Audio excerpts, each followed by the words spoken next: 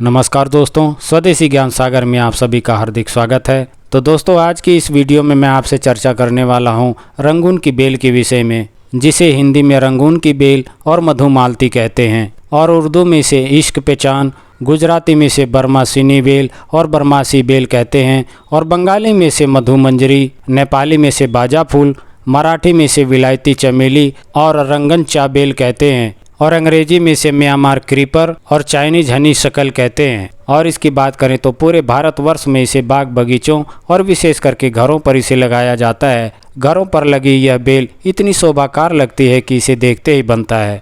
इसके फूल गुच्छेदार, सुंदर और सुगंधित होते हैं। इसके फूल सफ़ेद, गुलाबी या लाल रंग के होते हैं। वैसे भारत में इसकी 20 प्रकार की जातियाँ होती हैं। चीन में इसकी 100 प्रकार की प्रजातियाँ होती हैं। विश्व भर में इसकी 180 प्रजातियों के बारे में बताया जाता है। हो सकता है कि इसकी बेल आपके आसपास हो या आपके घर पर ही लगी हो, तो इसके गुणों को भी आज जान लीजिए। तो चलिए दोस्तों, बात करते हैं इसके गुणों के विषय में। तो इसके पत्ते तिक्त, ज्वर को हरने वाले और ये स्तंभक होते हैं और ये कृमि नाशक, जीवाणु नाशक होते हैं। और इसके फल बुखार को हरने वाले, पसीना लाने वाले और स्तंभक होते हैं। और जो इसके बीज होते हैं वह दस्तकारक होते हैं। तो चलिए दोस्तों, अब बात करते हैं इसके गुणों के लाभ लेने के विषय में। तो सबसे पहले मैं यहाँ पर पेट दर्द के विषय में कहना चाहूँगा। तो पेट दर्द की शिकायत हो जाने पर आप जो है इसकी पत्तियों को ले करके और इन्हें कूट पीस करके इसका काढ़ा बना करके और नियमित रूप से आप इसका सेवन करते हैं, तो इसका सेवन करने से जो पेट दर्द की शिकायत होती है वह दूर हो जाती है। तो चलिए अब बात करते हैं बवासीर के विषय में। तो जैसे कि खूनी बवासीर हुई या कोई भी बवासीर हुई, तो दोस्तों वह खान पीन की गड़बड़ियों की वजह से ही होती हैं। अगर खान पीन की गड़बड़ियां ना हो और सुपाच्य भोजन किया जाए तो ये बवासीर की शिकायतें कभी नहीं होती। तो खूनी बवासीर हो जाने पर आप जो है इसकी पत्तियों को ले करके और इन्हें साफ करके और कूट पीस करके पानी के साथ आप सुबह शाम इसका सेवन करते हैं, तो इसका सेवन करने से जो बवासीर की शिकायत यानी कि जो खूनी बवासीर की शिकायत होती है वह दूर हो जाती है। तो चलिए आगे बढ़ते हुए बात करते हैं दस्त के विषय में। तो दोस्तों, यहाँ पर भी मैं कहना चाहूँगा कि जो दस्त की भी शिकायतें होती हैं तो वह भी हमारे खान पीन की गड़बड़ियों की वजह से होती हैं। कोई गरिष्ठ या भारी भोजन हम खा लेते हैं जिससे कि पेट में अपच की शिकायत हो जाती है। तो अपच की शिकायत होने पर ही दस्त की शिकायतें होती हैं। तो ऐसी शिकायत हो जाने पर आप जो है 2 से 4 बीजों को ले करके और इन्हें भून करके और इसे पीस करके आप इसका सेवन करते हैं, तो इसका सेवन करने से जो दस्त और पेचिश की शिकायत होती है उनमें यह बहुत ही अच्छा लाभ करता है। तो चलिए अब बात करते हैं पेट के कीड़ों के विषय में।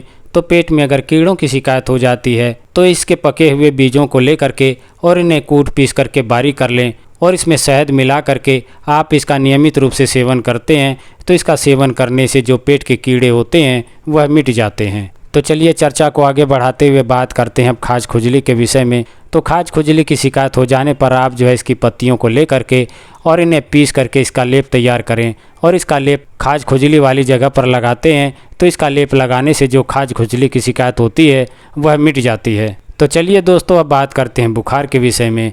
तो बुखार हो जाने पर आप जो है 2 से 4 बीजों को भून करके और शहद में मिला करके और सुबह शाम इसका सेवन करते हैं, तो इसका सेवन करने से जो बुखार की शिकायत होती है ये उनमें बहुत ही अच्छा लाभ करता है। तो चलिए दोस्तों, अब बात करते हैं बच्चों में सूखा रोग होने पर इसके प्रयोग के विषय में।